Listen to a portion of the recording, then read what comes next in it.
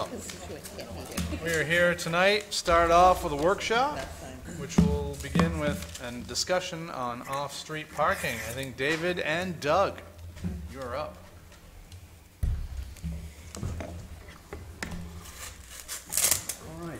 Thank you very much, Mayor, members of the council.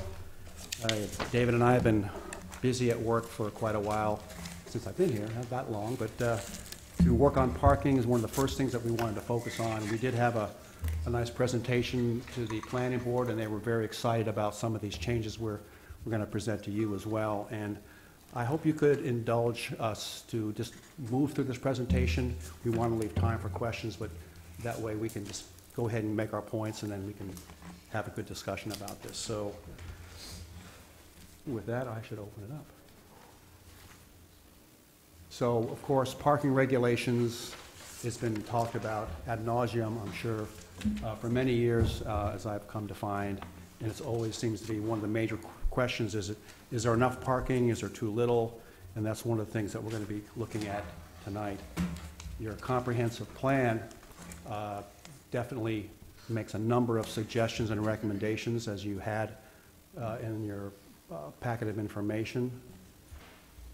So for tonight, we really wanted to try to focus on two major points to take a look at starting off any changes to our parking regulations. We think these changes could have some immediate impacts, helpful impacts, and we'll talk about the benefits that could come about, we think, from considering some of these changes. They would be to amend the location of off-street parking facilities. We'll talk about that and show you some mapping exercises. And then also to take a look at reducing the off-street parking requirements for multifamily and attached single-family structures like townhouses and condos, things like that. Some of the features that you'll find if you interpret the legalese of the zoning ordinance, these are some of the things that are in the current regulations, is that off-street parking can be approved to off-site locations, that there's some slight differences between those off-street requirements between residential and commercial, that off-street parking can be approved for off-site parking for municipal parking garages and parking lots, that historic structures are exempt from parking requirements, and the planning director must approve off-site parking proposal prior to the Board of Adjustment, Board of Appeals approval, and that off-site parking proposals must be approved by the Board of Appeals. Some of the things that we think are problematic with the current off-street parking facilities regulations, the location of it, is that the process is cumbersome. You mentioned the Board of Appeals, that it can be expensive. Parking could be reduced and approved if a developer would to approve a purchase off-site properties. Shared parking agreements, while they're something we want to shoot for, they're also difficult to administrate and monitor. And the current distance requirement for these locational off-site things are limited to 500 feet from the development. And we think that that's something we should take a hard look at, expanding that, and we'll mention it, that a quarter mile seems to be a distance that's used a lot in a lot of planning work. And in general, we'll get back around to this in the second recommendation, is that the overall parking requirement we think is just too high. So some of the suggested changes that we would recommend is to remove the requirement of approval by the Board of Appeals, and then give the appropriate reviewing body, like the planning board, the staff, or the director, the authority to approve this off-site tenured parking, tenured being other type of agreements or leases. And then also to expand the maximum distance to 1,320 feet, which happens to be a quarter mile, for in the ordinances that would be parts 1, 2, and 3. So it's always not fun, it's something that's worthwhile, is to do a mapping exercise. So what we're seeing right now is the circled areas are the current regulation of 500 feet, and just did a quick little markup of areas that are not covered by, in the downtown area, by the 500 feet rule, that these are outside of 500 feet from municipal parking garages, and there's a fair amount of properties and structures outside of that. And also, we were able to get hold of some of the current data on the usage of the municipal parking garages, and as you can see the numbers of the utilization over the last 6 months, they certainly are there to be utilized in a greater way. So if we were to imagine, or just to change the dimension from 500 feet to a quarter mile, or 1,320 feet, the yellow area now basically encompasses all of the downtown area, and it also extends fairly nicely into some of the surrounding neighborhoods to the northwest. So some of the benefits of amending the off-street parking location requirements. Again, we mentioned that we'd like to see an increased usage and also, in turn, greater revenues for the 5 downtown parking garages. That we think this would be one of the steps that would help removing barriers to facilitate infill and redevelopment, especially in the downtown area. That it would encourage new residential developments, large and small, market rate and subsidized, all kinds. We think it's something that would be beneficial to all that type of development that we'd like to see. It could help bring back functional, traditional mixed use to downtown Lewiston. We'd like to see more continued growth in first floor commercial, upper floor residential, and also to improve, simplify the approval process. One of the things in your packet I wanted to mention is that we were able to get some feedback from Bill Healy, the city assessor, who also mentioned that there's some significant differences in the assessed rates for vacant land versus use as a parking lot versus actual development with units on it. And we think that's a benefit to the city as well, to increase revenues, tax revenues. So the second part of what we wanted to bring this to your attention is to take a hard look at revising the off-street parking requirements, but keep the focus just on considering changing the requirements for multifamily and attached single-family dwellings. That, as you certainly know, that there's been a number of structures demolished over the last 10 years or so, creating vacant lots, a loss of dwelling units, and so there are opportunities as we can drive around downtown. You can see the places that would really benefit from having some infill development on it. We did some amount of research looking back at the historic densities. We have a little study we wanted to show you, just to do a typical block. You could pick a number of areas in downtown and come up with similar, probably, statistics. Is that the densities in downtown have existed before there was any requirements for off-street parking, and frequently there was very little off-street parking for these densities and developments and residential units downtown. A typical 75 by 100 foot lot would support 6 dwelling units, but would need between 10 and 14 parking spaces to meet the current regulations.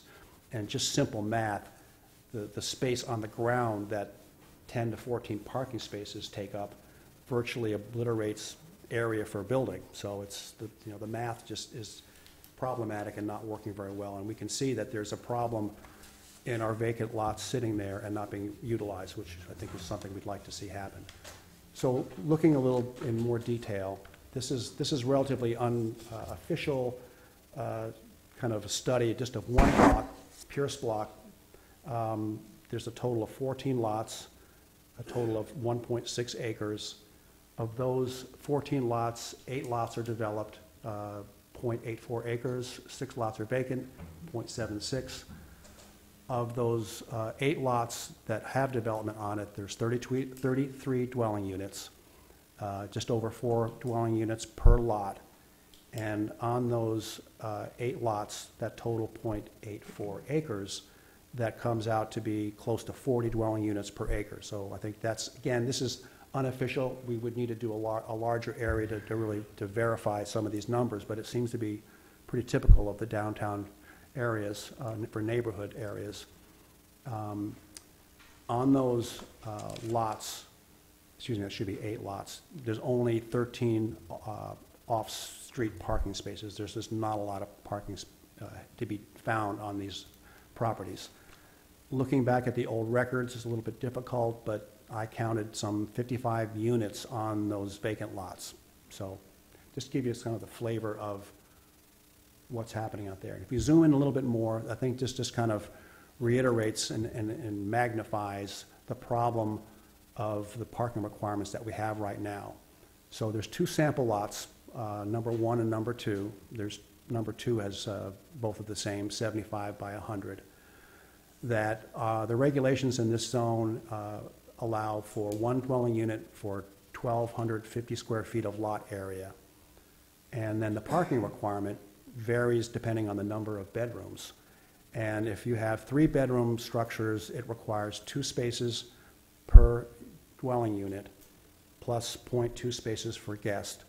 And if it's 2 bedrooms, it's 1.5 spaces. So, for example, on the smaller lot, the 50 by 100, you could put in, or you'll be allowed to develop 4 dwelling units that will require either between 8 and 6 parking spaces. And again, it's just a mathematical spatial problem. And then the other larger lot, you could have up to 6 dwelling units by the regulations, would require up to 12 or 9 or 12 spaces plus guest spacing. So it's just, again, it's very problematic to be able to achieve, meet the requirements.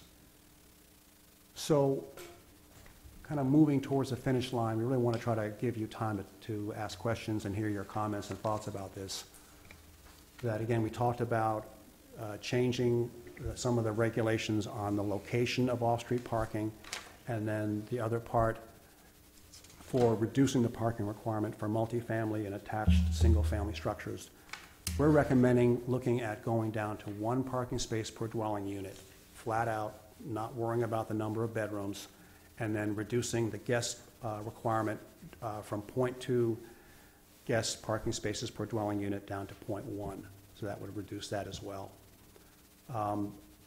Tied to that, if this is something that has some possibilities and is some interest by the council, we also think it would be worthwhile to take a look at another section of the requirements for parking that talk about there's either, if a developer would submit an acceptable transportation demand management program, they could reduce their parking requirement by 25%. Or in the case of a developer could purchase an off-site parking area or purchase a vacant space that could be used for parking. Well, I think the Pierce project comes to mind as one that was utilized that provision, and that you also could you reduce your parking by 25%. But the other part is tying up an off-site vacant lot to potentially use for parking. As I understand it, it ties it up permanently, and it may or may not be used for parking, but the lot has to sit there, maybe be used for parking, maybe not be used for parking. And we think that if the shift would be to reduce the general parking requirement, we would suggest getting rid of this portion of the ordinance, at least think about that. So kind of wrapping up what we want to talk to you tonight about to kick this thing off, consider these proposals, get some feedback, and we'd like to, we're not trying to rush you, but we want to see some progress made. We think this is a good start, and whether you could maybe ask the planning board to initiate some changes, or you yourself might consider initiating some changes like we recommended tonight. So I have Mr. Hediger here to assist with some of the things that I probably just don't know about, because he's been here and done such a great job. So, thanks, Doug. Yeah. But anyway, well, that's pretty much what we had to say tonight, and we're ready for questions or comments or thoughts, and see what you think. Councilor Marcotte? I was going to ask if the planning board had weighed in on this yet. It sounds like they have. With any specifics? What was the quote I liked the best was "giddy up." Yeah. That would I'm being kidding a little bit, but no, did they vote on it? I think. Yeah, I mean, took a- they were unanimous in their support. I mean, kind of like us, and I think some of you folks as well, we've been talking about this forever. Councilor Lyson was talking about it when he was on this side. So I think there's some momentum here to actually consider making some changes, however incremental they may be, versus just talking about it. The if-then that was just mentioned, I would prefer that it originated from the planning board, since the planning board has discussed this off and on for the last several years. They'd be more in tune with the needs for the different zoning and with the new, what's it called, the new zoning? I'm at a loss right now. The Form-based? Form-based code. And with form-based entering into the picture. I think it should germinate from there. Right, great. Yeah, we, working with Dave, we put together a work plan for things that we've heard are of our interest and could be beneficial to the community. So we presented that work plan a couple meetings ago, and so we've got some marching orders besides this as being a first step. So we'd be glad to get back with the planning board on this. And whether that's the council's wish or not to have the board initiated or you folks, our thought is, as we're talking about some of these bigger zoning changes, to come to you folks first in a workshop, because we don't want to be spending our time on something that you folks don't see as a priority at all. Just to point out that when it came up to the planning board in past years, there were a lot of discussion as to go from 2 all the way down to 0, and I was absolutely opposed to it. Reading this over the weekend, I'm okay with the 1. Anything less than that, I'd probably have a little heartburn, but the 1-for-1 makes sense. Right, and I think it would be helpful to, at some level, be bold about this. It's not going all the way to no parking, but there is on-street parking available in these areas, and what were you saying also, Dave, about that? The winter parking? I mean, one of the reasons we were even able to have this discussion is one of the previous councils made the change to allow on-street parking in the wintertime. We wouldn't even be able to have this discussion if it wasn't for that change that was made. So that was, several years ago now, right? Probably 3 years ago, but that's a step that got us closer to even having this conversation. Councilor Beam? Thank you, Mr. Mayor. I think that it's a good idea to work on these regulations and to think about parking as we go forward. But I just wanted to present another, something else to think about. I'm a member of the Lewiston Auburn Transit Corporation, LATC, and they have a working group now, and we're trying to come up with creative ways to increase public transportation. And that's something that I think we really need in this area, because that might reduce the number of cars that each family needs to have. If they, and they're working with businesses to see if we can, we can provide transportation to people who are working, change our hours, and just, it's just in the very, very beginning stages, but I did want to put that out, that this is happening, and maybe we can work in tandem with that and keep an eye on what's happening with the LATC, because I'm really concerned about green spaces rather than parking spaces, and it would be nice if we could reduce the number of cars that people need. That would be a service to them, as well as make it easier for the city to do some public transportation. I'll keep you informed, because I'm a member of the, as Mr. Dotate is, of that committee, and right now it's just beginning, and we're just talking to businesses and seeing what their needs are. So we'll see. I just wanted to put that out. Right. Thinking about. Councilor Clutie? So you stole my thunder a little bit, Doug, because I was all primed to say, giddy up.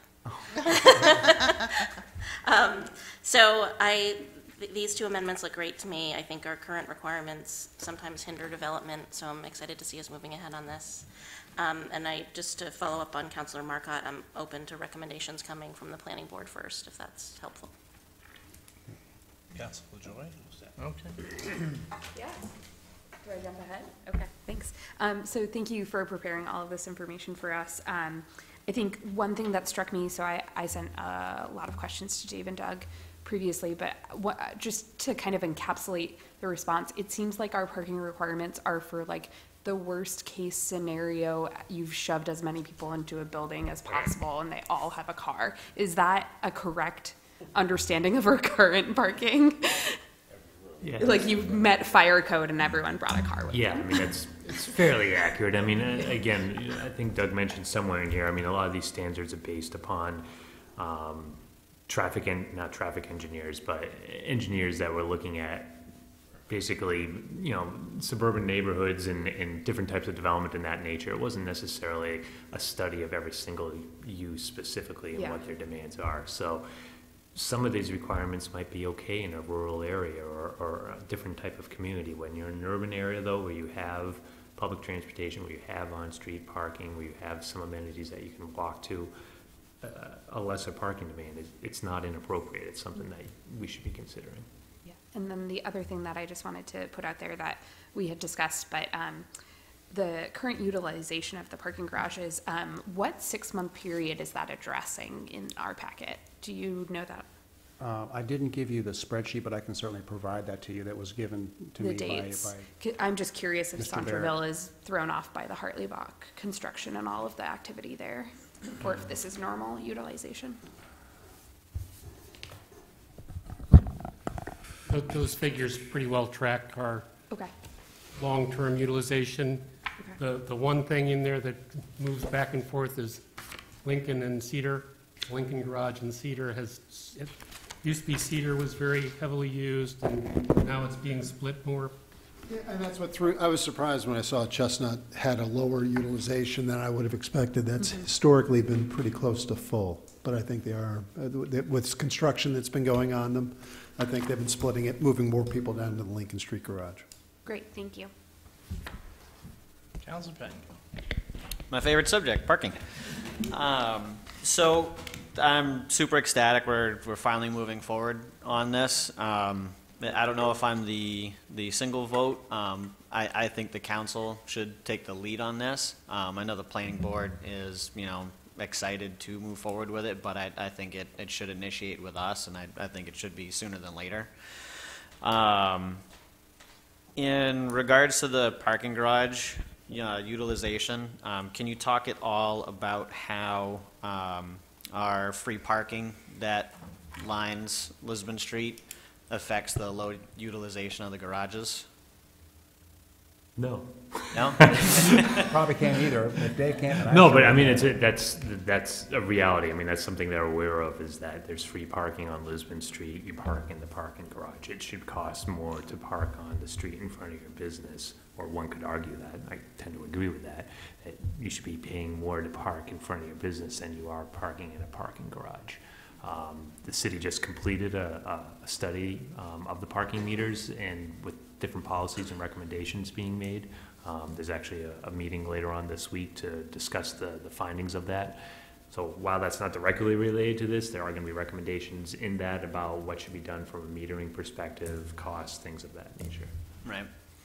And then the incremental plan, I love it. I think that's the way to get this to work, is incrementally approach this. I would like to add a third one, though, in that we do remove the parking requirements, but for service type businesses, barbershops, things of that nature, because their customer base is in and out before any demand for that spot would come up.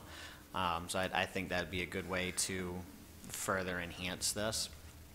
And then lastly, I do think that the transportation management plan is a good avenue to add to this as well, as it does allow choice for both developers and people that work there, people that utilize that type of space. It's a good avenue. It works across the country.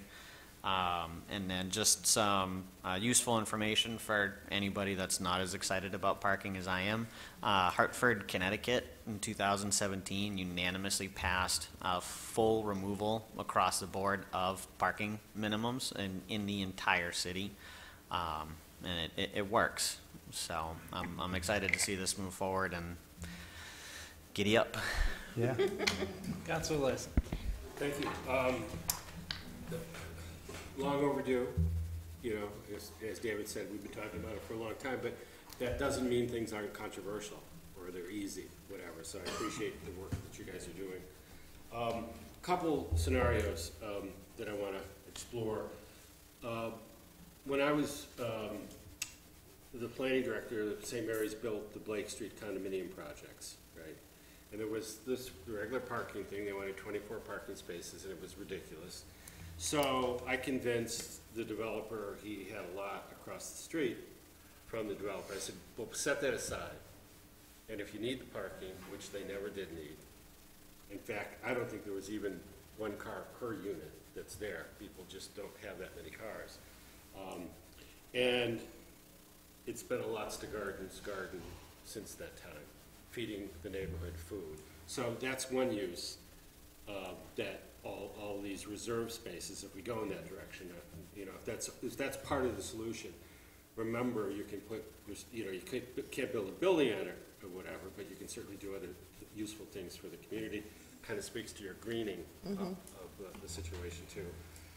Also, I want to let people know that there are some municipalities, some cities, that have a maximum parking requirement. So you can build, but you can only provide this much parking. So it's not like, and part of that is because of transportation systems that allow people to move through New York City's and San Francisco. Obviously, we're not, but I think there's elements of some of the theory there to say, how can we, if we don't have density, if we don't have mass, then public transportation just doesn't work monetarily, resource-wise, as you were talking about earlier.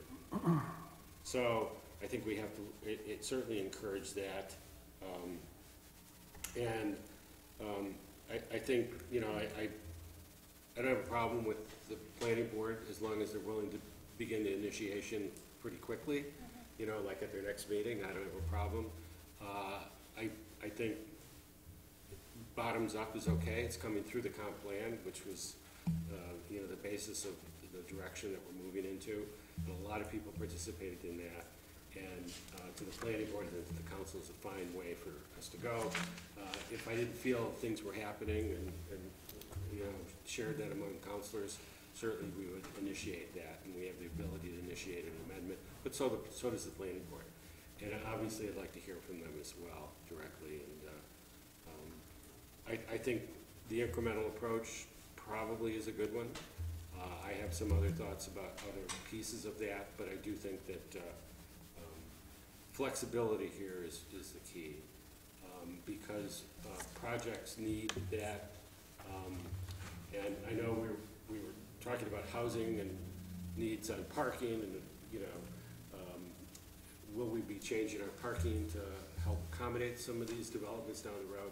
But again, flexibility I think is critical, and we've got to match kind of the supply with the need. And I don't think we've ever been there. I think we've always had standards that were a little bit too high. Again, I think people have to also experience our city a little different. A quarter mile is not a long distance to walk, to park your car. That's a couple blocks, literally. So I think that's an element and I used to be flabbergasted where people used to, look at a parking lot at Walmart or at Kmart or whatever, and as long as they could see the building, they could be walking a quarter of a mile, but it's okay. So people have to experience the city a little bit differently, and oh, by the way, what can you do while you go that 2 blocks? What can you pick up a cup of coffee here and some flowers there or whatever? I mean, experience the city as a pedestrian as well, as a commuter. And I think a lot of people say, I know a lot of the millennial friends of my daughters, I don't want a car.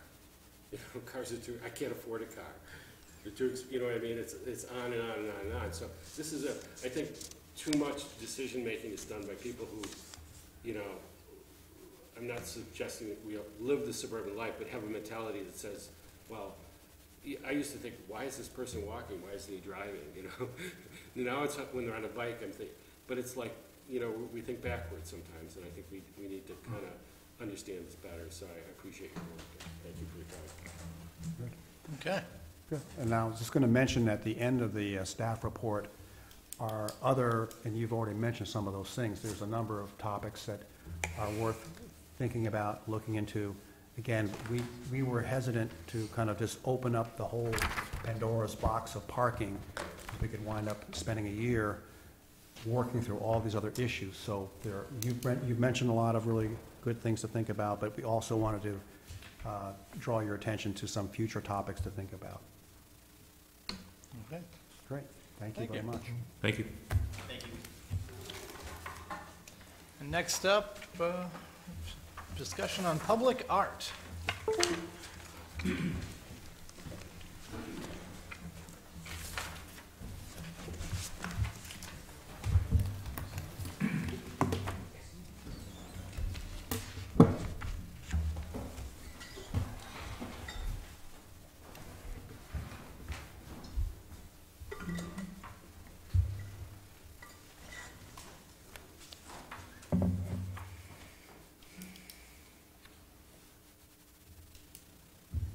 Where's the project?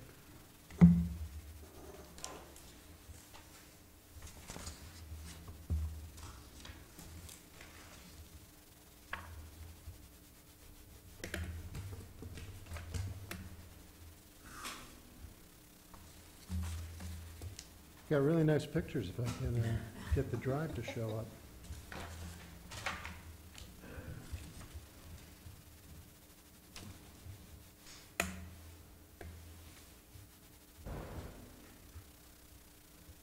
Do you need the millennial? I may.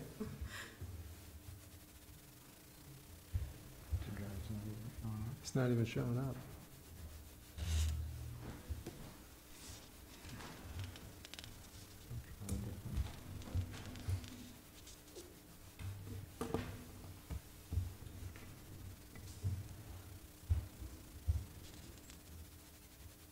You have to ask for technical assistance from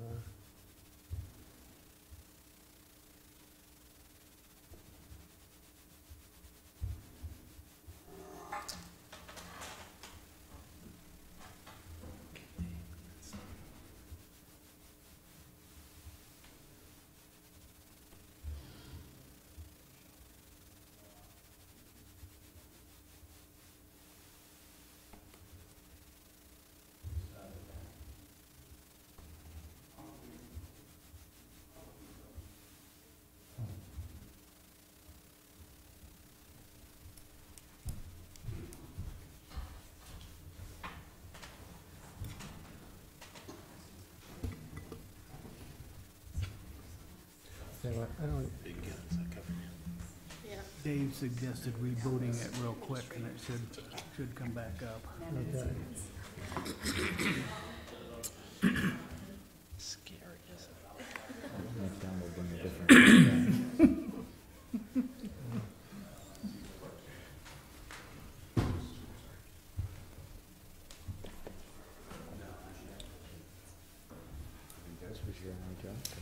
What's that?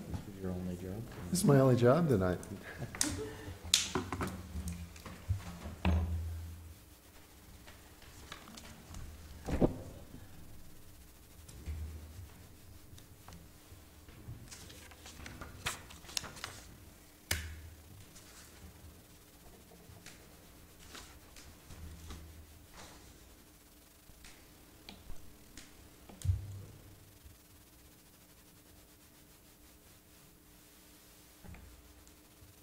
It still doesn't.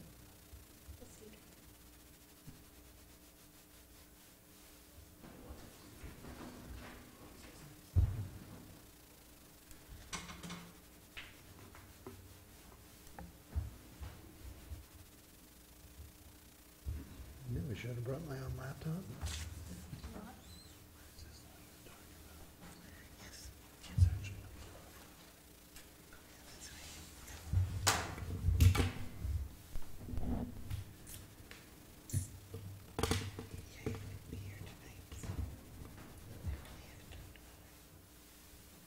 Should just appear though.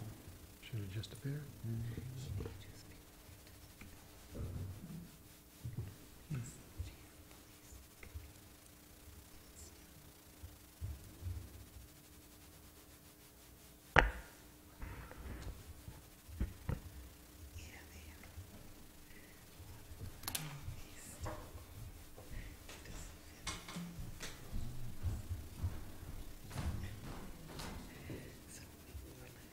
This isn't a log apparently.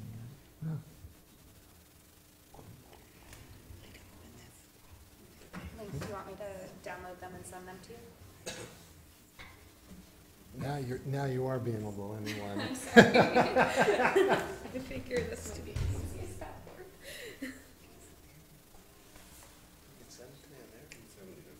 There's Wi-Fi. There's email. Does that work for you? Oh, man. Let's see. Might be, I'll tell you, what's our, I can also just run up and put it on a different flash drive, I just don't know. It's opening here. Okay, so, Do you have a dongle though to connect?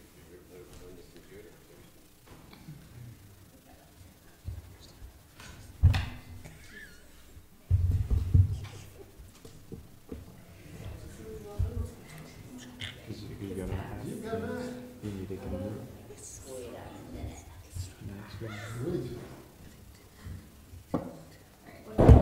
There you go. You're up. it's Lewiston,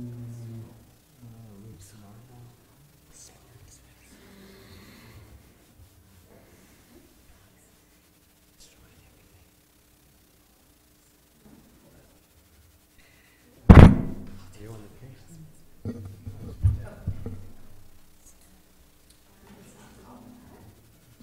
Lewiston something.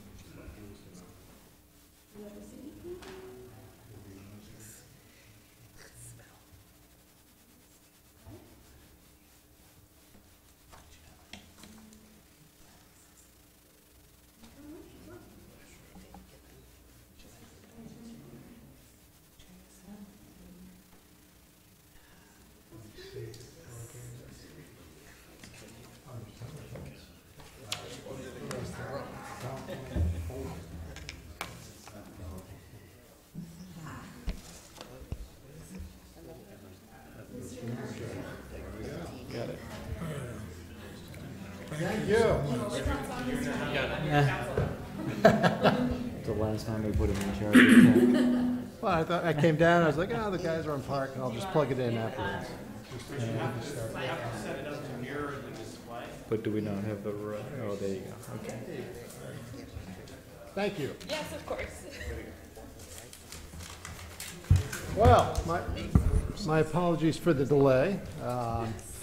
I've got to say, this is a project that I'm very excited about. I've got Charlie Hewitt on my far right. I've got Tom Platz, who's well known to all of you. Charlie is a native son who has made some acclaim as an artist, both printmaker, sculptor, painter, producer of a film.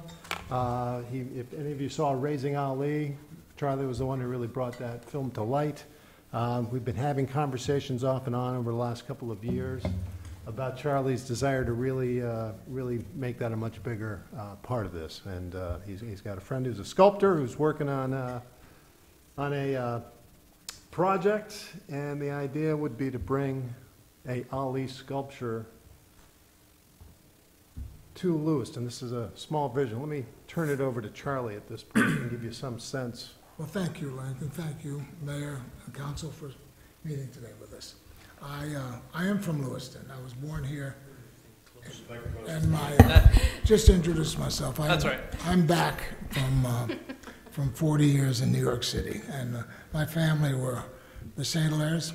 My dad was an interloper from the Navy who married into the family here. So I spent years in New Auburn on 2nd Street, and my values that I got here in this town, this community, have stayed with me my whole life. And I teach them to my children as well. about family and work, and so I'm passionate about a project here in town. It began 2 years ago, 3 weeks before the anniversary, the 50th anniversary of the Muhammad Ali fight that happened on 6/25 in 1965, which seems like forever for you millennials. But it was a singularly unique event in the history of sports, in the history of the country, what was going on surrounding that event. It made Lewiston a unique place in history and unique in terms of the experience that happened here. I have found great resource in that inspiration of having that man, Muhammad Ali, visit us.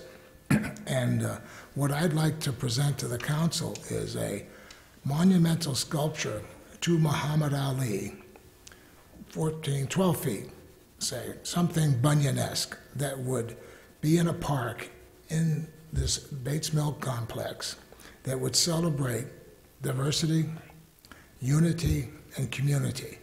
It would be a great story that could be told to everybody in this country right now about inclusion and acceptance, and using this singular figure of Ali to represent a community that my family, 2 generations before I got here, came down the rivers from Quebec and settled in these communities and assimilated, the same way of bringing that kind of unity together.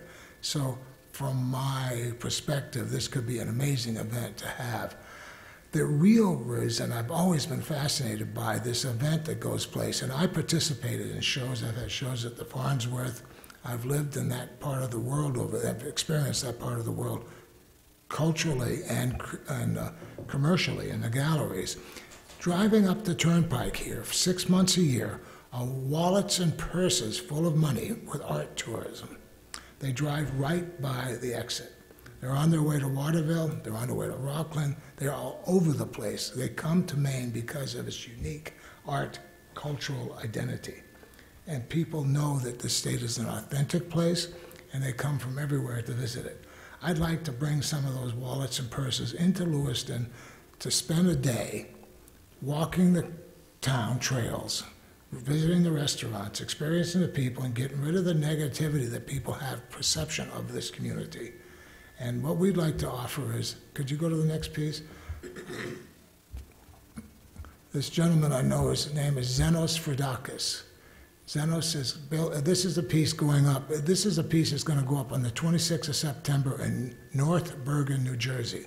North Bergen, New Jersey is what Lewiston is to the state of Maine. It's very proud, industrial, hard-working community, but never been taken quite seriously. This gentleman here, James Braddock, fought Max Schelling, I don't know, in the 30s. He was a stevedore, hard-working guy with a family. There's a movie called The Cinderella Man, if you've ever seen it. It's about this story. And the town of North Bergen is putting up a 10-foot sculpture of this fella to celebrate this community and the story attached to the sport and the ethic of this kind of event. I'm proposing that this gentleman here will build us a sculpture that's 12 feet of Muhammad Ali. And then people would come off the turnpike to see this event, I'm sure. Ali's name has a lot of credibility still and would still a lot of play. When this happens, if we could get permission to use that piece of property at the, what is it? At the Yeah, you can see. number 1 site, Right up by, right by the cross, the main canal at the very top of Bates Mill 5, Yeah. just shy of where Canal Street Field. so that would be an incredible location, and then that would become part of the Bates Mill Lewiston Arts Trail. And then and having the opportunity to work with Tom Platts and the Mill Number 5 and the things we've done together and the sympathy we feel for each other's ideas here. I'd like Tom to continue talking about how the trail would be extended through the community. I think what we'd like to do, Charlie has lots of access to great artists, sculptures. People work with lights. He has some ideas for lights on the canals, on the waterfalls, light sculptures. And we would commit to raising the money and putting sculpture throughout the mill complex. Obviously, we already have Charlie's rattle there. I think the next one we would probably do some stonework from a Maine artist. Well, we have an idea for one right now outside of where the new pub is going to be for Baxter. We're creating a whole plaza outside the pub, maybe put our second sculpture there. And I think the idea for the art walk is really kind of starts up where you guys put the mural on the parking garage. Charlie has some people interested in maybe doing a sculpture that emerges from the canal itself.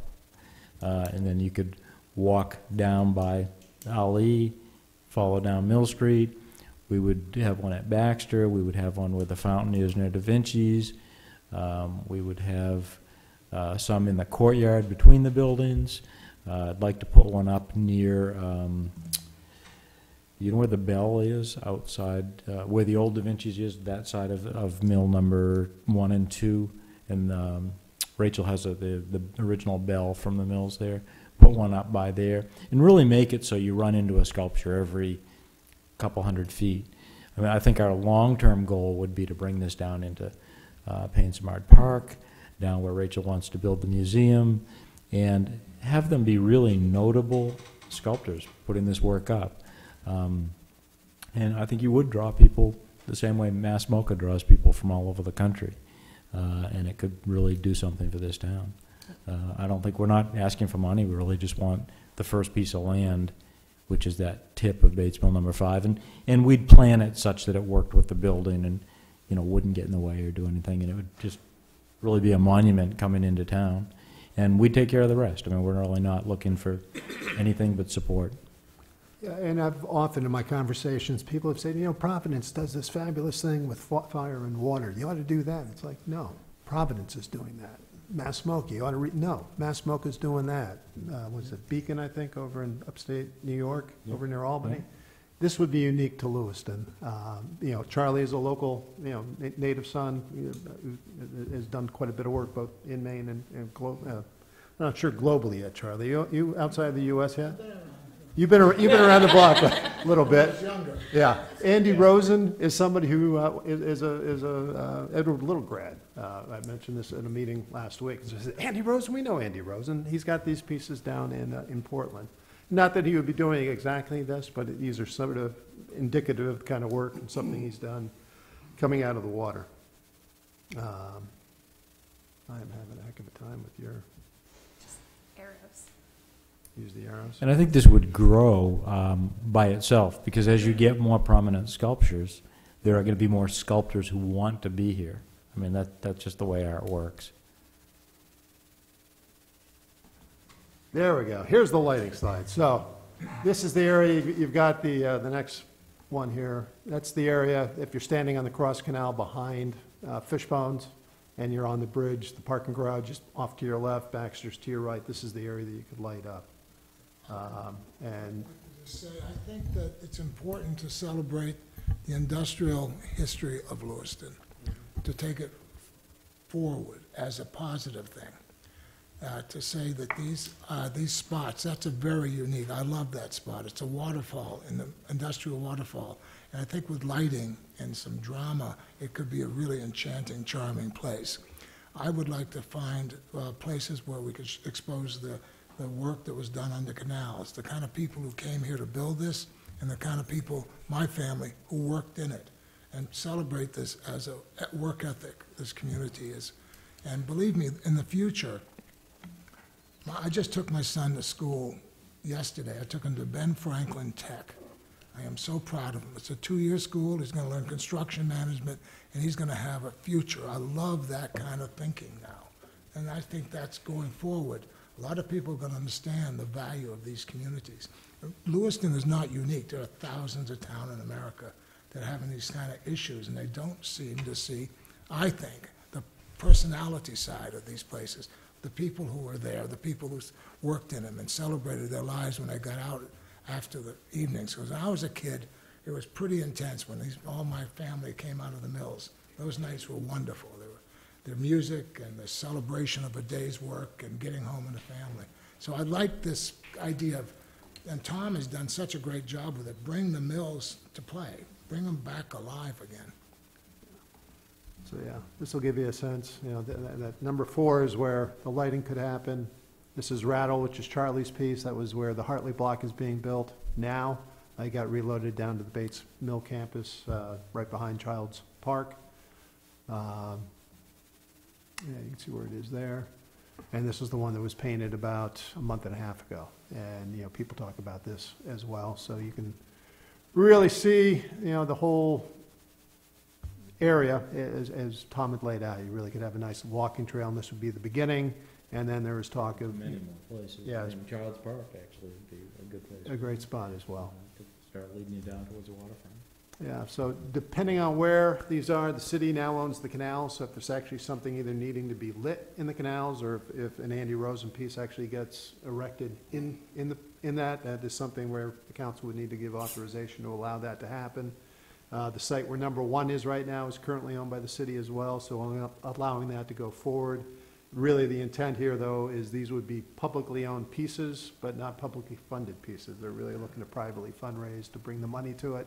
The one place that they could probably use some assistance would be, as they did with Rattle, is to do some of the concrete work, just to dig the trench, put the plinth in place, and help if a piece needs to be lifted into place. That's the one spot where they would ask for like-kind assistance. But, you know, to give you an idea, the Ali sculpture is probably a $250,000 sculpture. So that's the sort of investment that these gentlemen are looking to bring to the area. So with that, I believe we're up for questions. Quick questions from the council, because we do have one more item to get through in 6 I minutes. just wanted to let you know that I've been in Maine for 34 years in Lewiston. So when I came, there was this strong fighting, you know, boxing ethic too. And it was kind of goes hand in hand with this, you know, working class strong, you know, that type of mentality. And I was amazed and saw championships fights here, and, you know, there were people who were real professional boxers all the way back to the 30s as well. So that was an element as well that you know, I think to celebrate Ali with the sculpture, and I think people will go, we've got to go see the sculpture, you know, and then what do they do? What else do they do? We got to keep them here. So while they enjoy and experience our city, and I think it's a great idea, and thanks for the work you guys are doing. So first of all, thanks to Lake for building the drama and anticipation in the early parts of this presentation. I'm really, really excited about this, both the sculpture and the art trail. I think it helps us with our riverfront redevelopment as we think about that, and I just think that, you know, we already have an arts and cultural scene that's already pretty inspiring, and I look forward to further development of that and our public art plan overall. So, thanks. All right. Oh, Councilor Joy. Thank you, Mr. Mayor. I think it's a great idea, and it's about time that it comes around, even as a thought right now, but I think it is a great idea. And like Councilor Lyson mentioned, in the 30s, 40s, even late 20s, these communities here in Lewiston were boxing. And it was quite a tradition, and it was between the French and Irish mostly. But the fact of the matter is that it could make an extremely interesting story as to the beginning of boxing, or boxing in Maine. The other thing is that I know it's a walking area around the mill. Is there any plans as we go along to expand that, and we'll say to the LA Museum, which would be by Simard, Payne? Yeah, I would love to see it go down Right, there, right. back As up well- the riverfront, and okay. back up to the mills. As well as the Franco Center area maybe, and the other thing I was thinking of would be not only a walking tour, but maybe a trolley experience where, you know, individuals, I mean, you're thinking big, but the fact of the matter is, if you don't think big at the beginning, nothing will happen. So I'm very happy to hear as to what you have planned, and I hope we move forward with it. Thank you. Thank you, guys. Thank you. Thank you, Alicia. So parking. Sure. All right, Ed, you've been cut from 20 minutes down to 5. Don't let it. Don't touch anything. Alicia has much nicer screenshots than I like our computers do. Same way I have in mine. No, I think it's just. No. Many of the corners have had different presidents. Okay, very quickly, this is obviously going to be just the beginning of a discussion on where the council would like to go with recreational marijuana going forward. As you, I think, are aware, the council does have the authority to allow or disallow recreational marijuana establishments in the community. There are basically 4 types: cultivation facilities, places where marijuana is grown; manufacturing facilities where it's processed; testing facilities where it's tested; and of course then the actual retail store operations. We can regulate all of those. We can say yes or no to any of them. We can establish number limitations on any of them. We can establish land use restrictions. There's one in state law that all of these facilities have to be a minimum of 1,000 feet from any school, unless the municipality shortens that to 500 feet. So minimum of 500 feet, the maximum minimum of 1,000 feet. So we have the ability to do that. We can require a license for those kinds of operations. We can put certain limitations on home cultivation for personal use. So we can limit the total number of plants with a minimum allowance of 3 mature plants, 12 immature, and an unlimited number of seedlings for each person 21 years of age and older who lives in a residence or lives on a property. But we can't prohibit home cultivation, restrict the areas within the municipality in which the home cultivation is allowed, or charge a license or other fee to a person growing at home for personal adult use. The initial thing that we have to decide is whether we want to allow recreational marijuana facilities of any one or all of those 4 in the community. A little bit of background information. Lewiston's voted twice on legalizing recreational marijuana. In the statewide referendum vote, Lewiston voted 58% no, 42% yes. In 2014, there was an effort, there was an ordinance put on the ballot, a referendum ordinance, to allow marijuana in the community, recognizing it was illegal at that time and the ordinance wouldn't have been able to be implemented. That referendum vote was 52.5% no and 47.5% yes. The situation has changed. I don't want to suggest that should be what guides you in making this decision, because the situation has now changed. In that, in both of those instances, was a should it be legalized or not question. The question now isn't whether it should be legalized or not. It will be legalized in the state. These facilities will be established in the state. The question before us now is whether we want to allow them here in our community or not. So the basic question again is, should recreational marijuana facilities, establishments be allowed in Lewiston? And if so, which of the types? Because I think they all have different implications.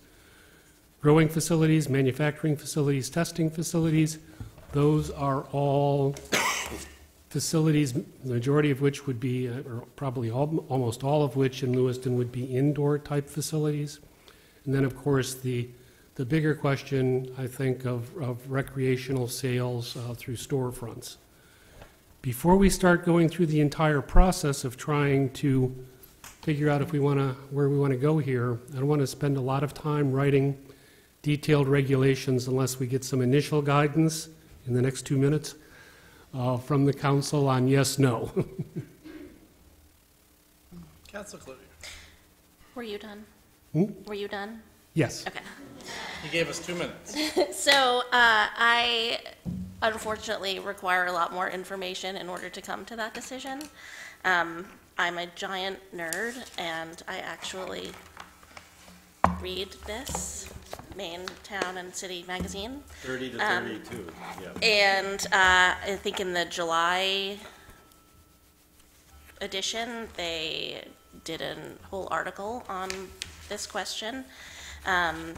And I think that there are some financial implications to us making this decision, in the sense that tax revenue is not coming to the municipality to sort of implement any of these changes.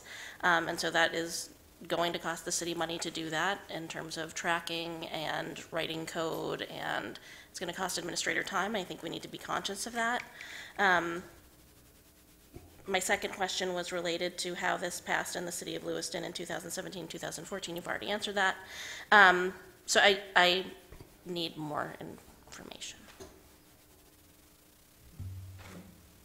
Likewise, I think this is some good reading. I did it while you guys were trying to figure out the computer. I read it. Right. And found it very useful. And it's MMA's legal staff who prepared it. So there's some good Q&A, like questions and answers. So that will help guide us as other people can take the time to read it. So, but I think more time. I don't think you're getting an answer tonight. I didn't think I was going to, but I thought I'd at least put it out there and get started. Go ahead. Gosh, rules are hard. So would it be most helpful for us to take this initial conversation, come up with our base questions and send those to you to start getting the information that we feel like we need? Yeah, and I'll send this. This is a very quick summary that I put together today. I'll send this out so you can see it. I didn't talk about medical marijuana. That's a separate issue that we're going to have to deal with. But we know we have to deal with that because we pretty much can't outlaw that even if we wanted to. Cool. I just want to add one more thing. I think it's really important for us to make sure that we are keeping the medical marijuana and the recreational marijuana conversation separate from each other. Because I think that I know for myself, those are two separate issues, and the way that we handle them needs to be done appropriately for each. Correct. And we are much more limited on what we can do in the medical marijuana area, although we can do some things there. Okay. Thank you. Thanks, Ed. Okay. Sorry. Good try, though. It's all links. Yes, blame it on Link. Blame it on Link. All right. So I guess we're ready to rock and roll. All right. Please rise for the Pledge of Allegiance. Pledge allegiance to the flag Of the United States of America and to the republic for which it stands, one nation, under God, indivisible, with liberty and justice for all. Okay, move right into public comment period. It's time for any member of the public to make comments about Lewiston City Government not related to any items on this agenda. Step up there, right here, name and address. If you've been here before, you know.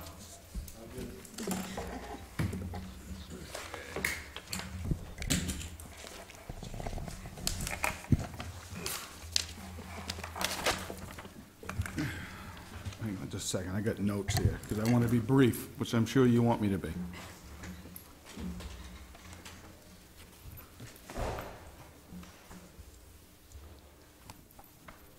I just had some final thoughts on this rental registration thing. I just want to put forth, at least to me, and I may be the only one in Lewiston that believes this has nothing to do with the fee. It's not $36 a year that is driving the enormous backlash against it. Right, that's $3 a month. That's one less beer a month at Pedro's, okay? What's driving it is that the landlords don't want to be inspected. It's not $36 a month, I mean a year.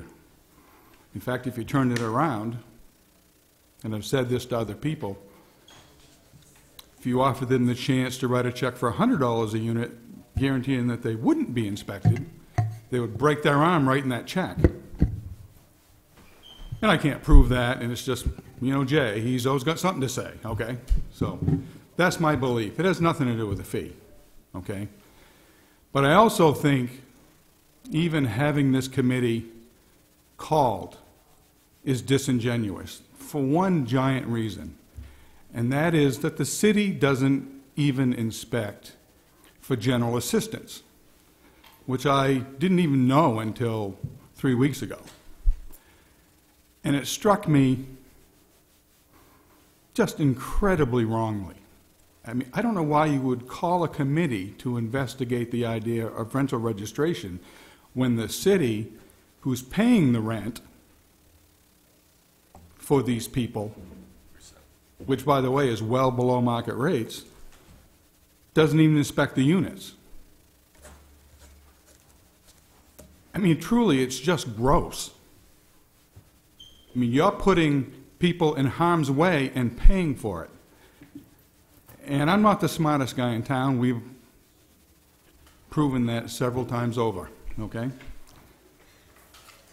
But the fact that the city of Lewiston, which, by the way, I'm not native, I don't even live here, but I love the city of Lewiston, and I cannot fathom how you could come up with a reason why it's okay to not inspect these units.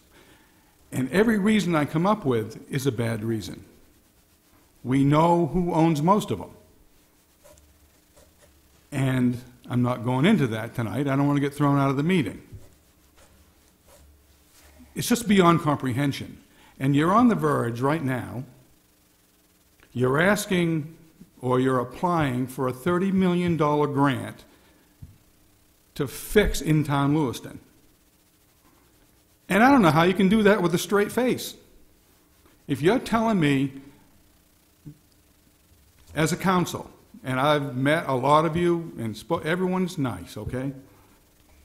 I don't know a bad person here. I really don't.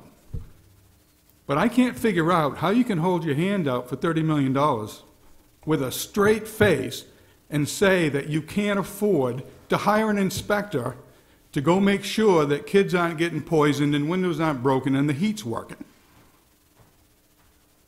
It's just unfathomable to me, right? If that's a word, I don't know if it is, but. So, hang on, let me get to my notes here.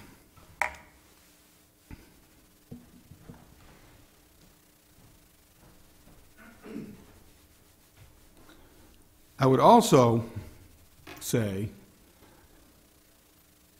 that this isn't a left or right issue, right? I mean, everyone's got a flagpole they're holding on to here for dear life, both hands. This isn't a left or right issue. I mean, you've got 400 or 500 units out here in town that receive general assistance. And for $50,000 or $60,000, you could easily do a cursory inspection to make sure that they're even reasonably safe to live in. And if you can't come to that conclusion, I seriously have made the worst decision of my life coming to Lewiston and doing what I've done. Now, I've never asked for a parade. I don't need a plaque. I don't need acknowledgement for anything that I do. I will tell you that every one of my units that I've rehabbed in Lewiston is full. I have had 0 evictions. Unlike the landlords that complain all day long about the bad tenants, which they willingly put in and take city money for, I've had no evictions because I don't put bad tenants in my buildings, okay? I pay my water bill on time. I pay my taxes on time. And you're more than welcome to go and compare and contrast how I do business with how other people do business, okay? And it appears to me that you'd rather do business with them than me. And that's your right, okay? And you're going to get that right because I am completely befuddled by what has gone on here in the last 3 weeks, okay? I had a 90-minute interview with the Sun Journal, of which they printed 1% of it, and didn't mention anything about the rental registration. I mean, about the general assistance not being inspected. Now, I really liked Andrew, nice guy. Be happy to have a coffee with him again, anytime. Dinner even. We'll go fishing. He's a great guy, okay? But nobody seems interested in this issue. And I don't know why it's not the biggest issue in town right now. I can't figure it out. But again, that's just me. So The quotes that were in the paper, one guy said, I wouldn't take a building in Lewiston if you gave it to me, okay? Another guy said, it wouldn't raise property values if you brought all the buildings up to code. And as you well know, I'm rarely left speechless, okay? But if you guys would rather do business with those guys, then go do business with them. Just do me a favor and be honest, okay? I can't even articulate how stupid that last statement is, okay? It's not about $36, okay? Nobody wants to be inspected, okay? I'm sorry, I'm almost done. I'll tell you today that I had 11 people come to my building that I'm working on in Blake Street asking for apartments, okay? Unfortunately, I don't have any empty ones. But I will also say that of the 15 units there in the laundromat that I'm putting in, the 8-building unit up front is completely full, and guess what? There's no assistance in that building. Everybody's an immigrant. Everybody there is an immigrant. There's no Lewiston housing. There's no general assistance. In the back building, which I'm not going to have done until, I don't know, January, it's all rented, okay? No assistance. I've got deposits on every building. So I'm kind of tired of hearing about the landlords that are having a bad time and they can't figure out how to do landlording, okay? I've got an open offer. If they need some help, just come talk to me. I'd be happy to explain how to be a landlord. It's not a complicated process. You have a decent building and you put decent tenants in it. Now, that theory upsets a lot of people. It just happens to be where it is.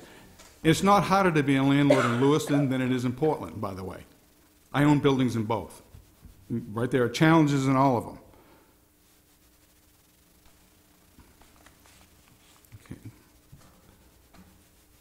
So I spoke at length today with the Gorman Foundation about this issue, and you can imagine their reaction. What I'm asking you guys to do is pretty simple, okay? Because I don't think there's a bad person sitting in front of me. Maybe I'm the bad person. I don't know. I'm starting to wonder, right? The police chief doesn't return my calls. The DA doesn't return my calls. I can't get anything done in this room.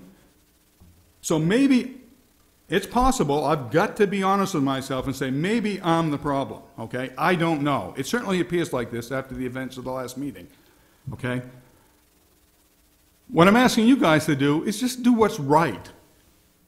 If you can go home tonight and say, it makes sense that we're putting kids and people that have no other options into buildings that we're willing to, the numbers are, and I know this because I spoke to general assistants, for a 2-bedroom unit, they pay $650 a month for like a basic family, you know. Now, if you want to jam 8 people in there, they'll give you a little more money, okay? You know, but a mother and 2 kids, they pay $650 a month. Now, Lewiston Housing will pay $850 a month. So the only options that, or reasons that I can figure, and again, all of them are ugly, the only reason Lewiston wouldn't inspect those units is, one, if by chance they passed inspection, that at some point the landlord who owned that building would want somewhere near market rent, right? Now maybe Lewiston is willing to pay that, so it makes sense not to inspect them because they know they're not going to pass. But if you guys go home tonight and are willing to keep stuffing people into these unsafe, horrific buildings, then shame on you. It's not leadership. You guys are supposed to be here to be the conscience of this community and do the right thing. And I don't think anyone wants to do the wrong thing, and I'm sure we can all disagree on what is right and wrong. But in this instance, this is pretty much a no-brainer. So that's all I would ask. It's my final thoughts on rental registration. I would disband the committee at this point until you can figure out whether you want to inspect your own units that you're paying for. Why are you talking about who you're going to inspect when you only inspect your own? It's gross. I'm just telling you that. That's my opinion. I love all of you. The city of Lewiston could not have been nicer to me, which also pisses me off when I hear landlords complaining about the city of Lewiston. You know, from Ed to Jane and Lincoln and the code people, nobody, I can't imagine anyone being more helpful to me. I can't. So this isn't, none of it makes any sense. So there's something really ugly going on here. I don't know what it is.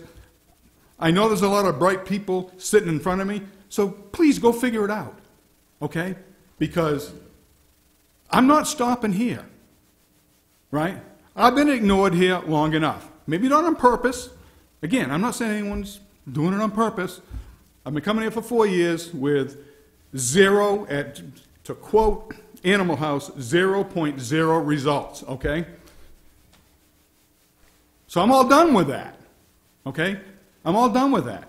This can go to the state level. It can go to the federal level. I've got contacts too. It is not right what's going on here.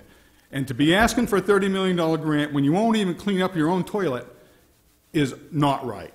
So you'll never hear me say another word about rental registration because it doesn't matter until you fix this. Thank you. Thank you, Jay. Anyone else for public comment? Okay, roll call.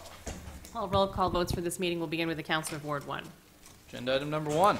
Item number 1, public hearing for approval of an outdoor entertainment permit for the Dance Party Under the Stars 2 event to be held at Simard, Payne Memorial Park. Requested action, to conduct a public hearing on an application for an outdoor entertainment event for the Dance Party Under the Stars 2 event, and to grant a permit for an outdoor entertainment event as required by the City Code of Ordinances, Chapter 10, Article 1, Section 10-3, to Museum LA for outdoor music concert to be held at Simard Payne Memorial Park on September 7th, 2018, contingent upon positive recommendations from the Police Department, Fire Department, Code Health Officer, and Land Use Inspector regarding compliance with all regulations and compliance with all city ordinances. So moved. Second. Motion by Councilor Lyson, seconded by Councilor Cloutier. Questions from the council? Public? Back to the council. Call the roll. Counselor from Ward 1, Yes. Ward 2, Yes. Ward 3, Yes. Ward 4, Yes. Ward 5, Yes. Ward 6, Yes. Ward 7. Yes. Motion passed by a vote of 7-0. Agenda item number 2. Item number 2, public hearing for approval of an outdoor entertainment permit for a musical concert in Kennedy Park on September 28th and October 26th. Requested action, to conduct a public hearing on an application for an outdoor entertainment event in Kennedy Park and to grant a permit for an outdoor entertainment event as required by the City Code of Ordinances, Chapter 10, Article 1, Section 10-3, for an outdoor music concert to be held at Kennedy Park on Friday, September 28th, and Friday, October 26th, contingent upon positive recommendations from the Police Department, Fire Department, Code Health Officer, and Land Use Inspector regarding compliance with all regulations and compliance with all city ordinances. So move. Second. Motion by Councilor LaJoy, seconded by Councilor Lyson. Questions from the council? Public? Back to the council. Call the roll. Counselor from Ward 1? Yes. Ward 2? Yes. Ward 3? Yes. Ward 4? Yes. Ward 5? Yes. Ward 6? Yes. Ward 7? Yes. Motion passed by a vote of 7-0. Agenda item number 3. Item number 3, public hearing for approval of an outdoor entertainment permit for the Dempsey Challenge.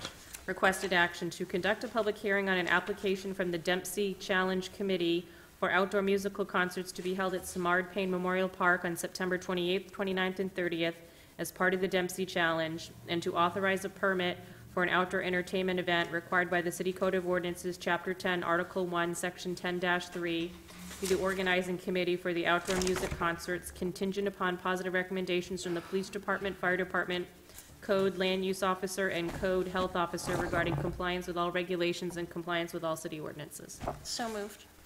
Second. Motion by Councilor Cloutier, seconded by Councilor Beam. Questions on the council? Public? Back to the council. Call the roll. Counselor from Ward 1? Yes. Ward 2? Yes. Ward 3? Yes. Ward 4? Yes. Ward 5? Yes. Ward 6? Yes. Ward 7? Yes. Motion passed by a vote of 7-0. Agenda item number 4. Item number 4, public hearing and first passage to contractually rezone the property at 230 Bartlett Street from the Highway Business District to the Downtown Residential District. Requested action to approve first passage of the amendment to the Zoning and Land Use Code and map to contractually rezone the property at 230 Bartlett Street from the Highway Business District to the Downtown Residential District, subject to a contractual agreement, and to continue the public hearing for final passage to the next regularly scheduled City Council meeting. So moved. Second. Motion by Councilor Lyson, seconded by Councilor Cloutier. Questions from the council? Public? Back to the council. Council Marcotte? I have a question for Mr. Lashbell. Yes, sir. Couple of questions. How many units? 50 ultimately. We're planning on putting some efficiency units in there also, handicap accessible efficiency units. So not all of them is a single-person efficiency? Correct. How many would be single-person efficiency? I don't know at this point. We have our architect working on it. And I have to apologize. I wasn't planning on coming back this soon to the council asking for a zoning change. This property just happened to come into, to be available, and it was absolutely a perfect building for our application, a 100% lead-free and asbestos-free building. And I have to apologize also. Apparently, I am one of those villainized people that was one of the landlords that was in our opening barragement, and it took everything to keep me from sitting in that seat and not jumping up. So that was just a side note on that.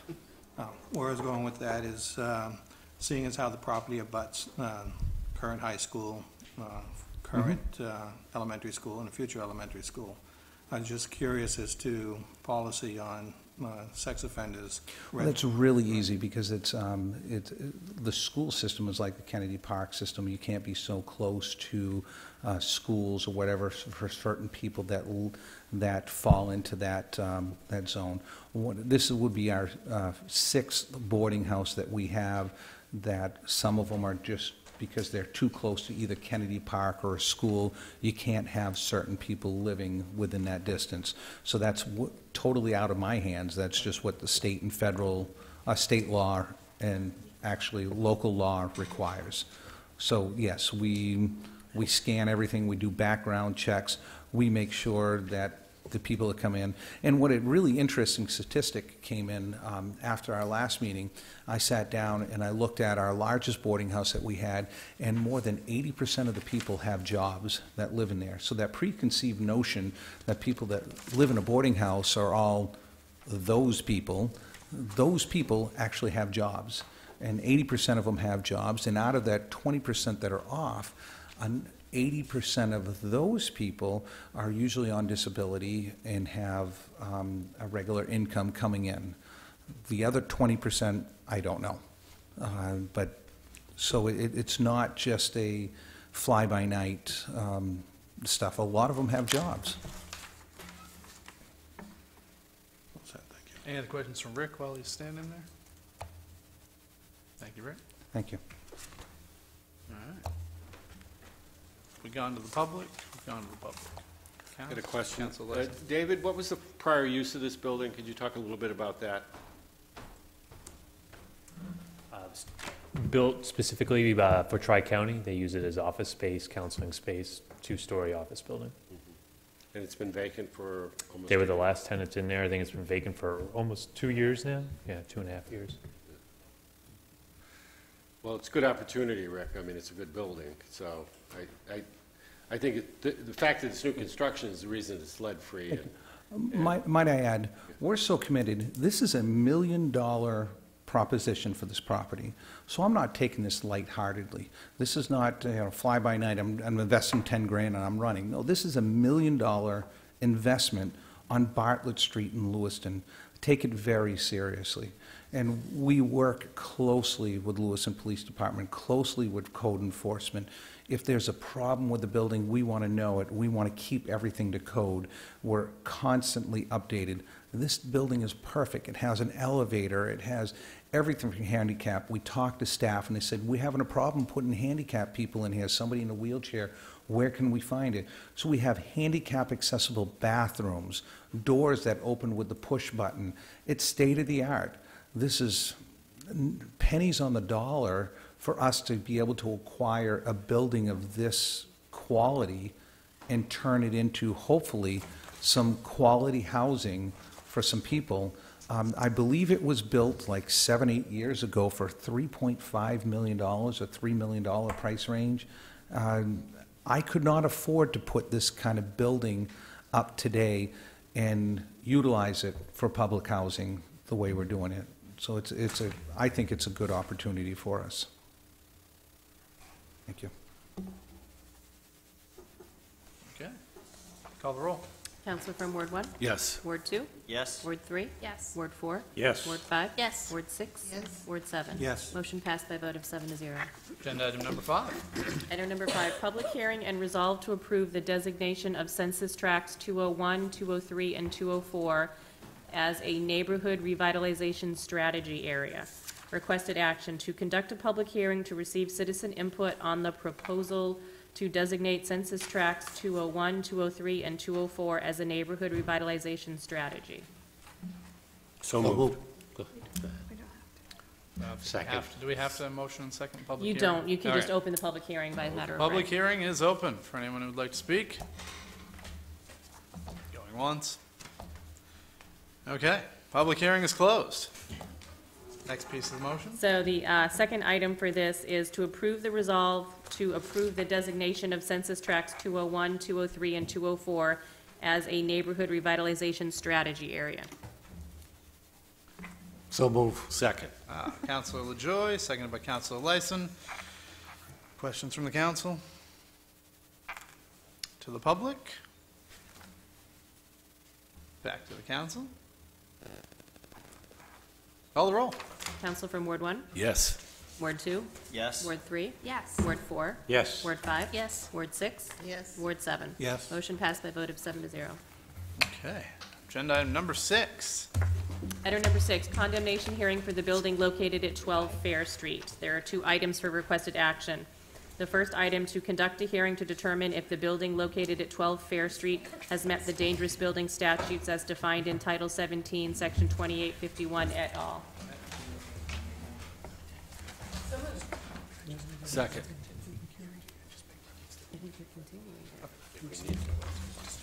Okay, as this was an item that was previously tabled, coming back from a previous meeting, the disclosures have all been read already, so we will pick right up where we left off. Mr. Maynard.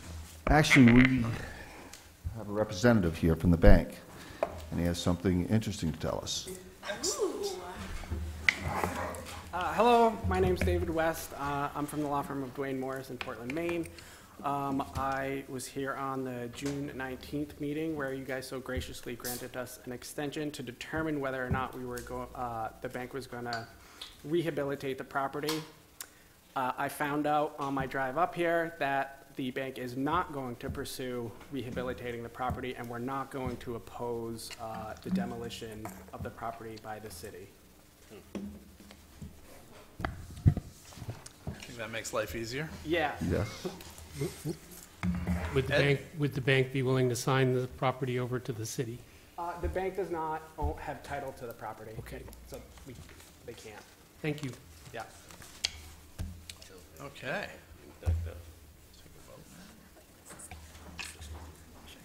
All right, with all that, I will solicit a motion from any counselor who would love to read one out of their book.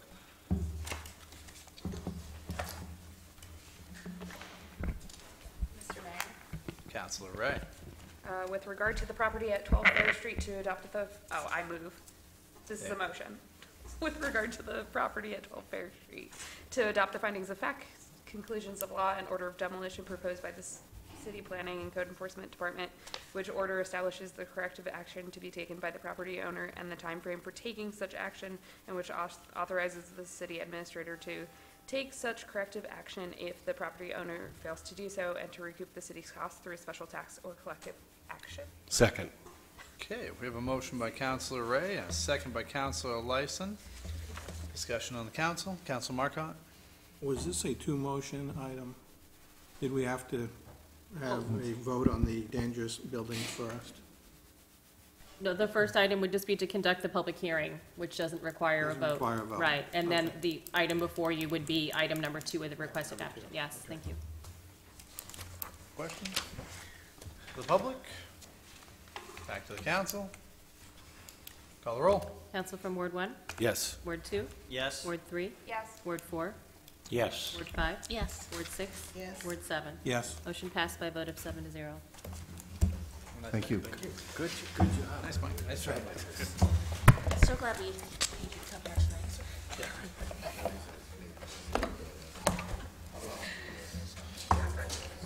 Welcome back. It was so uncomfortable last time. Agenda item number 7. Item number 7, order authorizing the city administrator to execute a new collective bargaining agreement between the City of Lewiston and the Maine Association of Police Unit. Requested action to approve the order authorizing the city administrator to execute a new collective bargaining agreement between the City of Lewiston and the Maine Association of Police on behalf of the Lewiston Police Patrol and Detectives Unit. So moved. Second. Motion by Counselor Lyson, seconded by Counselor Cloutier. Questions from the council? The public? Back to the council. Counselor Ray? Will this contract be available on the website soon? As soon as all the signatures occur, then yes, it Great. goes right up. Thank you. Counselor Cloutier? Just a thanks again to Dennis for his ace negotiation skills. Excellent. Call the roll. Counsel from Ward 1? Yes. Ward 2? No. Ward 3? Yes. Ward 4? Yes. Ward 5? Yes. Ward 6? Yes. Ward 7? No. Motion passed by a vote of 5 to 2. Agenda item number 8. Item number 8, order authorizing the reallocation of up to $100,000 of fiscal year 2019 CDBG funds from the Choice Neighborhood Match to be used to complete construction of Shane's Inspiration. Requested action to approve the order authorizing the reallocation of up to $100,000 of fiscal year 2019 CDBG funds from the Choice Neighborhood Match to be used to complete construction of Shane's Inspiration. So, second. Go ahead. Motion by Counselor LaJoy, seconded by Counselor Cloutier. Questions from the council? The public? Back to the council. Call the roll. Counsel from Ward 1? Yes. Ward 2? Yes. Ward 3? Yes. Ward 4? Yes. Ward 5? Yes. Ward 6? Yes. Ward 7? Yes. Motion passed by a vote of 7 to 0. Agenda item number 9. Item number 9, resolve authorizing the naming of the new universally accessible playground to be established in Marcotte Park as Jude's Place at Marcotte Park.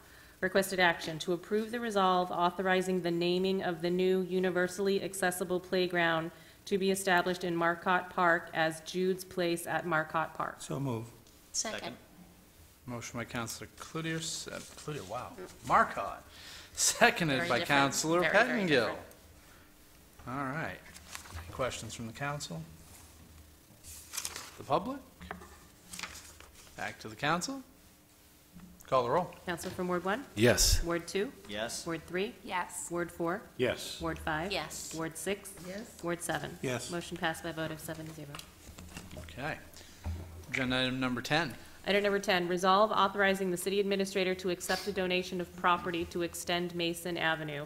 Requested action to approve the resolve authorizing the city administrator to accept a donation of property to extend Mason Avenue. So moved. Second. Motion by Counselor Cloutier, seconded by Counselor Pettingill. Questions from the council? Everybody read their packets tonight. Excellent. The public? And back to the council. Call the roll. Counselor from Ward 1? Yes. Ward 2? Yes. Ward 3? Yes. Ward 4? Yes. Ward 5? Yes. Ward 6? Yes. Ward 7? Yes. Motion passed by a vote of 7 to 0. Agenda item number 11. Item number 11, amendment to the traffic schedule to add 2 stop signs at Wood Street at the intersection with Vale Street. Requested action to approve amendments to the traffic schedule to add 2 stop signs at Wood Street, on Wood Street at the intersection with Vale Street. So moved. Second. Motion by Counselor Cloutier, seconded by Counselor Lyson. Questions from Counselor Ray. Sorry, this is I think I'm having a hard time visualizing. It makes it a four-way stop. Who am I asking? Ed? Yes. Sorry. The answer is yes. David. As I understand, it's going from a two-way stop to a four-way. Okay. Great. Cool. Councilor Lyson? Not related to this, but a constituent wrote me an email concerning improvements on Fry Street. Now, David, is that a city project, the Fry Street, or is that collaboration? He was saying, are we missing an opportunity here to provide additional parking, since parking is such a difficult, Davis and White Street, we know that issue. Parking's difficult. And it was almost like too much after the fact. What could we have done? And he was thinking about, angled parking, which would require it to be converted to a single one-way street, which would be very difficult. So I know we haven't talked about this, and I'm kind of throwing it at you, and it's not relative to this, but it's in that general area. We aren't adding any restrictions to the parking on Fry Street as part of this, so, He part of just the thought project. during the construction, we could have accommodated more parking in that area. Only by taking more property away from the property owners out there, so. Which is all Bates College. Yeah. Yeah. So they can do some of that themselves. I think there's restrictions on one side of the street only out there, but there aren't any restrictions that I know other than that. so. Right. Okay. Thank you. I'm sorry to go on to a different issue, but. We're running ahead. I'll let you go first. Thank you. Okay. Anyone else? All right. Call the roll. Counsel from Ward 1? Yes. Ward 2? Yes. Ward 3? Yes. Ward 4? Yes. Ward 5? Yes. Ward 6? Yes. Ward 7? Yes. Motion passed by a vote of 7-0. And agenda item number 12. Item number 12, request to amend the traffic schedule to add 2 stop signs at Mark Street at the intersection with Gina Street. Requested action, to review the request to amend the traffic schedule to add 2 stop signs on Mark Street at the intersection with Gina Street, and to determine a course of action. And I believe Councilor Beam would like to make a motion to postpone this matter to the meeting of the 18th. Yes, I would. Thank you. Second. So we have a motion by Councilor Beam and a second by Councilor Cloutier to table this to our next regular meeting. So any questions or discussion on the tabling of the motion? Public? Nobody here. Council?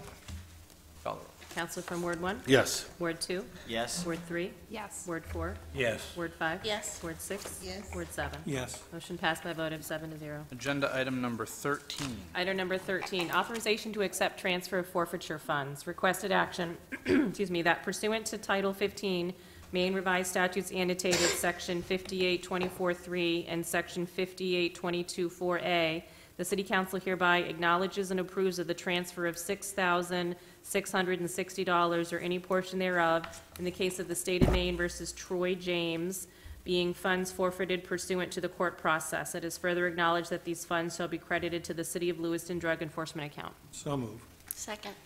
Motion by Councilor Marcotte, seconded by Councilor Cloutier. Questions? Public? Council? Call the roll. Counsel from Ward 1? Yes. Ward 2? Yes. Ward 3? Yes. Ward 4? Yes. Ward 5? Yes. Ward 6? Yes. Ward 7? Yes. Motion passed by a vote of 7-0. Reports and updates, and I understand Councilor Ray has the school committee. So the school committee has hired BWP and Associates for our superintendent search firm. It will take about 5 to 6 months to gather our information, our candidates, and review, and we should have an announcement for a new superintendent by February of 2019. We also have a meeting coming up on September 10th. The subcommittees will be negotiations, which is not public, student engagement, and facilities, which are public. This start at 5:30 in the Dingley building, and the regular meeting begins at 6:30.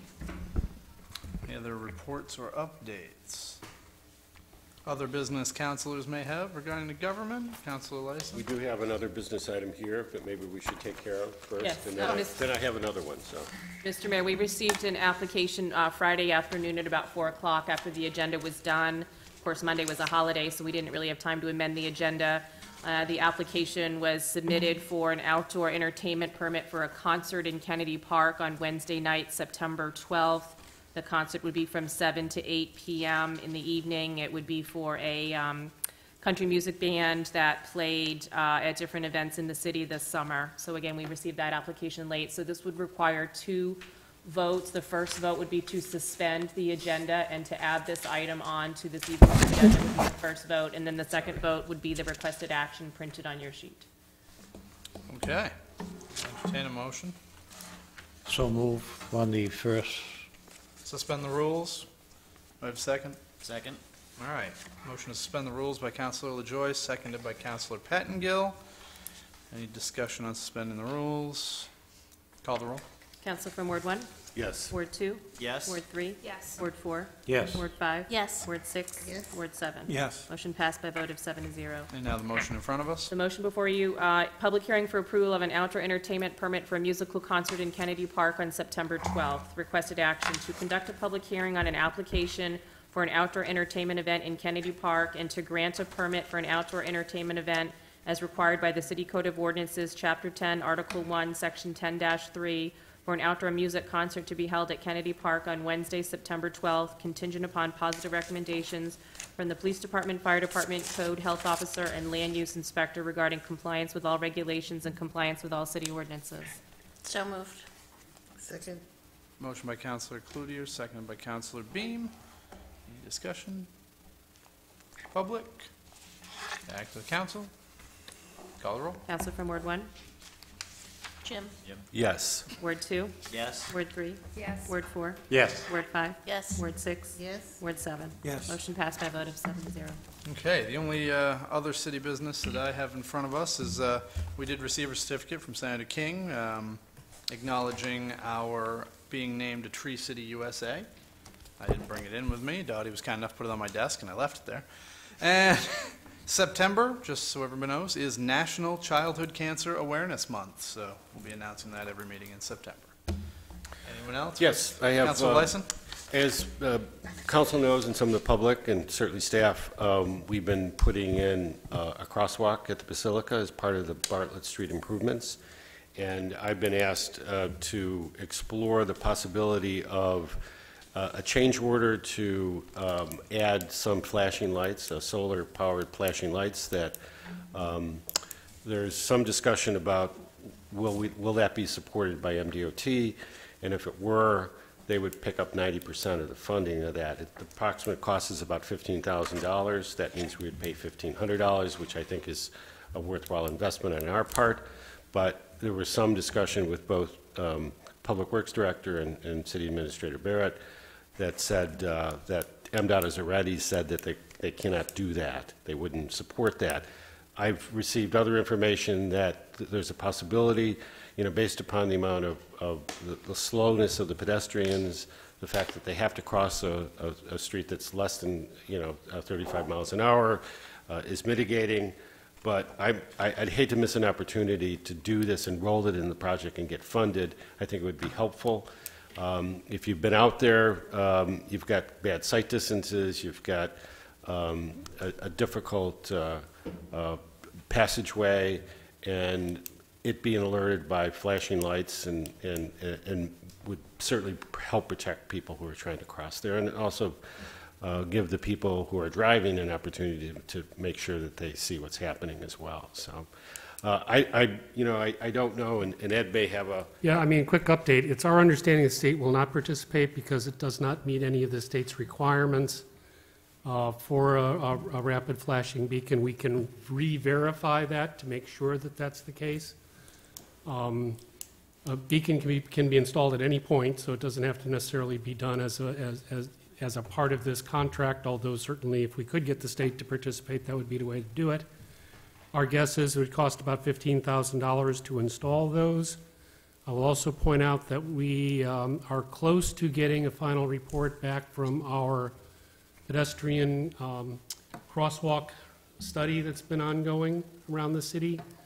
And we do have $50,000 available for implementing recommendations from that report.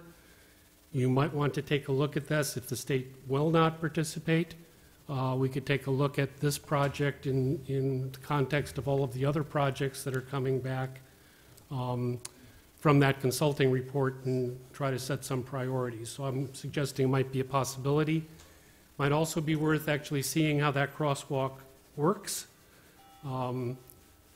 The state's logic for not supporting rapid flashing beacon there is it's a 2-lane road with a speed limit of less than 35 miles an hour with adequate sight distance, because it has been installed at the crest of the hill so that you've got the 200 feet of sight distance in both directions that's required. You also primarily will have that crosswalk utilized at times when there's a lot of traffic and congestion in the area, which will slow traffic down considerably. So we might want to take a look at it in the context of other needs that come forth out of this study. But we will reconfirm with the state that they will not participate. Okay, I've got information, and David, the lady's name was, Yes, the person who handles this stuff has indicated that she would have the money if the state was going to do it. yeah. But the state has said they will not participate in it because it does not meet their requirements. Well, if you look at the matrix, there's some exclusions that they can. Correct, but this does not qualify under any of them. Well, I guess there's a difference We of will opinion. reconfirm, Jim. We'll Okay, talk but to the my state. question is, what are we losing if we pass a motion to request Public Works to issue a change order on that to include the lights? And so that MDOT knows that we're in favor. I don't know what we would lose with that. We could lose some time that would not make it part of the project, even if they said, yeah, we could, but you didn't take an action. We can't. I can't issue a contract change without the funding already in place. And with the state's approval, because it's a state contract. That's so right. You can't even do a change order. No. You couldn't request. I can't do a change order to a state contract, which this is, without the state approving it. Well, So before we do any changes on that contract, I have to go and ask Department of Transportation for their approval. They've already told me they won't support the funding for this. But there might be monies through another channel. I just don't want to miss the opportunity tonight to be able to do that, because I think we have supported the council for doing it, especially at $1,500 as opposed to. We will reconfirm with the state what their position is. We will ask them to fund this through the project. If they say yes, we will do a change order. If they say no, my recommendation is we include this in the review of the rest of the pedestrian recommendations coming forward from the study. Fair enough. I made my case. Thank you. Councilor Marcotte. My understanding from the reading of those emails was that the state really needed our sentiment before they could move on potentially using their funds. And I'm prepared to make a motion or second a motion and not pass that tonight. Fine, go right ahead. Please do. If the state doesn't fund it, we can turn back if, no, we don't have the funding. That's fine. But I'm hearing that we may have $50,000 down the road. The city council authorized $50,000 toward pedestrian improvements throughout the city. Okay, and that. We have a study ongoing that's going to come back and make some recommendations. And that money can go toward any kind of pedestrian improvement projects we want. This could be one that could be considered at that point. And that would be a good candidate, as well as, and the Public Works Director knows, that there's a location that has about 50 kids waiting for a bus on Lincoln Street in the morning, and they really need a crosswalk as well. A flash, an RFFB, if I got the initials right. RRFB. 2 Rs. Yes. RRFB. Can we even make a motion and vote on something that's not on the agenda tonight? You can say, yes, you can. You suspend the rules and just like we did on the last item. Make the motion to suspend the rules. Second. A motion to suspend the rules by Councilor Marcotte, a second by Councilor Lyson. Okay, I'd like to make a motion, if I can, to. No, we have to vote. We have to vote on the I'm motion sorry. to suspend the rules again. I'm sorry, I'm ahead of myself again by a minute. All right. Call the roll. Council from Ward 1? Yes. Ward 2? No. Ward 3? No. Ward 4? No. Ward 5?